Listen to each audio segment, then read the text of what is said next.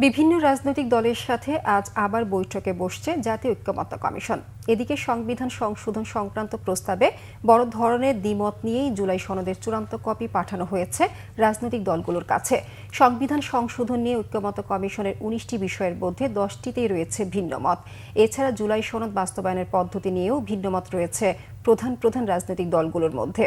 তবে সনদের বিষয়গুলো আদালতে চ্যালেঞ্জ করা হবে না, এই অঙ্গীকার চায় ঐক্যমত্য কমিশন। বৃহস্পতিবার জাতীয় ঐক্যমত্য কমিশনের সাথে রাজনৈতিক দলগুলোর আলোচনার পর জুলাই সনদ চূড়ান্ত করেছে কমিশন। এরই মধ্যে দলগুলোর কাছে চূড়ান্ত কপি পাঠানো হয়েছে। সংবিধানের সাথে সম্পর্কিত নয় এমন সংস্কারগুলো এখন থেকেই বাস্তবায়নের ক্ষেত্রে একমত প্রায় সব রাজনৈতিক দল। তবে সংবিধান সংশোধন সংক্রান্ত কমিশনের ১৯টি বিষয়ের মধ্যে প্রধানমন্ত্রীর মেয়াদকাল, আইনসভা গঠন, দ্বিকক্ষ বিশিষ্ট সংসদ, উচ্চকক্ষের গঠন, এখতিয়ার, সংসদে নারী প্রতিনিধিত্ব, রাষ্ট্রপতি নির্বাচন পদ্ধতি, রাষ্ট্রপতির ক্ষমতা দায়িত্ব, তত্ত্বাবধায়ক সরকার এমন গুরুত্বপূর্ণ 10 বিষয়ে ভিন্নমত রয়েছে প্রধান প্রধান রাজনৈতিক দলগুলোর। এছাড়া সনদ বাস্তবায়নের পদ্ধতি নিয়েও দ্বিমত রয়েছে রাজনৈতিক দলগুলোর।